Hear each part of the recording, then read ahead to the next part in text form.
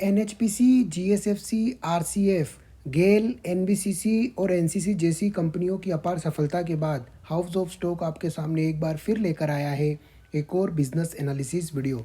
आज के वीडियो में हम यूनियन बैंक ऑफ इंडिया के बारे में बात करेंगे। वीडियो की शुरुआत करने से पहले अगर आप हमारे चैनल पर नए हो तो प्लीज़ चैनल को सब्सक्राइब जरूर कर डालना।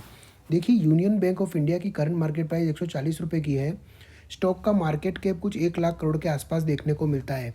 इसके प्रमोटर कौन है वो आप सभी को पता है कि इसके प्रमोटर गवर्नमेंट ऑफ इंडिया है, यानी कि एक पब्लिक सेक्टर बैंक है। स्टॉक का पी मात्र 7 का देखने को मिलता है। वहीं स्टॉक का बुक वैल्यू 115 के आसपास ट्रेड करते हुए देखने को मिल रहा है। 2% के आसपास के डिविडेंड यील्ड वाला ये बैंक, अगर आप 1 लाख रुपये इन्वेस्ट करते हो तो उसके सामने आपको 2000 रुपये का सालाना डिविडेंड देने का भी दमखम रखता है। फेस वैल्यू भी 10 रुपये के आसपास हमें देखने को मिल रहा है। और इसके पीयर्स के कंपैरिजन में अगर हम बात करें तो सबसे पहले पीयर्स में सबसे बड़ा बैंक, पीएसयू स्पेस में सबसे बड़ा बैंक हमें देखने को मिलता है state bank of India.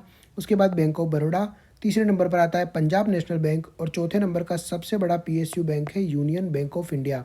Currently union bank of India का मार्केट कैप 1 लाख करोड़ है और सबसे बड़े बैंक का मार्केट कैप है 5 लाख करोड़।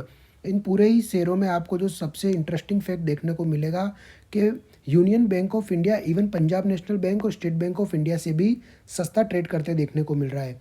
यहाँ तक कि इसे छोटे बैंक यानी कि इंडियन ओवरसीज़ बैंक, उससे भी यहाँ पर हमें ये सस्ता ट्रेड करते हुए देखने को मिलता है। करंटली 2% के आसपास का हमें डिविडेंड यील्ड भी देखने को मिल रहा है। अब अगर इसके हिस्टोरिकल पी को कंपेयर किया जाए तो हमें 10 साल का एवरेज जो पी देखने को मिलता है वो 6.9 के आसपास देखने को मिल रहा है और करंटली हमारा पी है 7 के आसपास। तो हिस्टोरिकली भी अपने पी का जो इसका वैल्यूएशन है उसके ही आसपास हमें ट्रेड करते हुए देखने को मिल रहा है। और अगर हम इसके क्वार्टरली रिजल्ट की ओर देखें तो रिसेंटली कंपनी ने हमने दिसंबर 2023 के क्वार्टरली रिजल्ट परफॉर्मेंस शो किया था और ये इसका पिछले 12 क्वार्टर में सबसे तगड़ा प्रॉफिट, नेट प्रॉफिट हमें देखने को मिल रहा है। सबसे बेस्ट रिजल्ट कंपनी के पिछले 12 क्वार्टर्स में हमें देखने को मिले हैं। 3625 करोड़ रुपए का नेट प्रॉफिट कंपनी ने शो किया था। वहीं रेवेन्यू फ्रंट पर भी कंपनी ने हाईएस्ट एवर रेवेन्यू भी हमें शोकेस करके दिखाया था।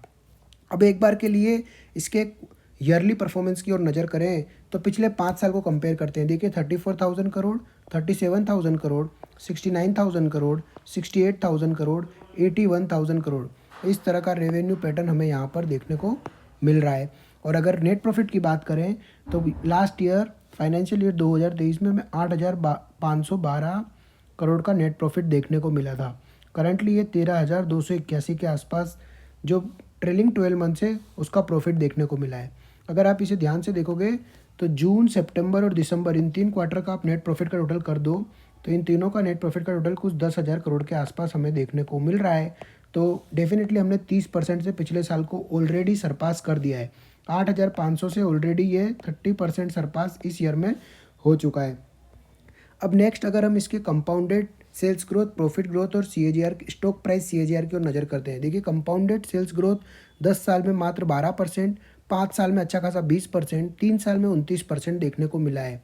वहीं प्रॉफिट लेवल पर भी इसने डबल डिजिट प्रॉफिट ग्रोथ हमें शोकेस करके दिखाया है, लेकिन स्टॉक कभी भी परफॉर्म नहीं कर पाया था। उसका मेन रीज़न सिर्फ और सिर्फ इतना सा था कि इसमें जो एनपीए का चलचित्र देखने को मिल रहा था उसके कारण पीएसयू बैंक कभी परफॉर्म नहीं कर पा रहे थे। लेकिन वो एनपीए का पूरा कार्यक्रम अब समाप्त होते दिख रहा है और सारे के सारे पीएसयू बैंक अब अच्छा परफॉर्म करने वाले हैं, ऐसा चार्ट स्ट्रक्चर से भी पता लगता है। अब अगर कैश फ्लो की ओर नज़र करें तो ये इसके highest ever cash flow from operating activity हमें पिछले 10 सालों में देखने को मिल रहा है। मार्च 2022 में हमें 36,000 करोड़ का cash flow from operating activity देखने को मिला था। वहीं मार्च 2023 में 6,111 करोड़ का, मतलब ऑपरेटिंग फ्रंट पर भी कंपनी अच्छा खासा कैश फ्लो जनरेट कर पा रही है। अब हम इसके शेयर होल्डिंग पैटर्न की ओर नज़र करें। ये देखिए, ईयरली शेयर होल्डिंग पैटर्न मैंने आपके सामने लगा दिया है। प्रमोटर के पास 77% के आसपास की हिस्सेदारी दिसंबर के मंथ में देखने को मिल रही है।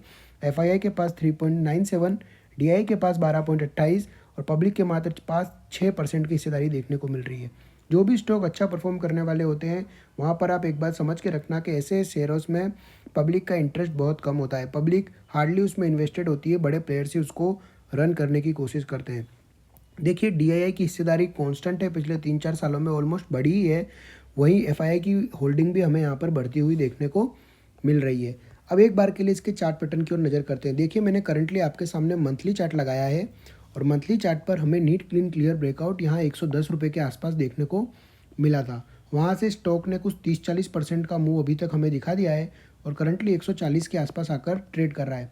चार्ट से आपको क्लियरली देखने को मिलेगा कि स्टॉक आने वाले दिनों में एक बार के लिए 170 रुपये तक के लेवल और उसके बाद 200 रुपये तक के लेवल भी दिखा सकता है। अगर 200 रुपये इसने डिसाइसिवली क्लियर कर दिया तो आने वाले दिनों में हमें 250 रुपये तक के लेवल देखने को मिल सकते हैं। देखिए स्टॉक यहाँ से डबल भी हो जाए यानी कि 280 रुपये पर भी ट्रेड करने लग जाए तो भी इसका पी मात्र 14 रुपये के आसपास देखने को मिलेगा। और Q4 के नंबर्स आना अभी बाकी हैं। एक बार Q4 के नंबर आ जाएंगे तो ये कुछ 12 रुपये के पी मल्टीपल पर ट्रेड करेगा, जो कि रिलेटिवली चीप ही कहा जा सकता है।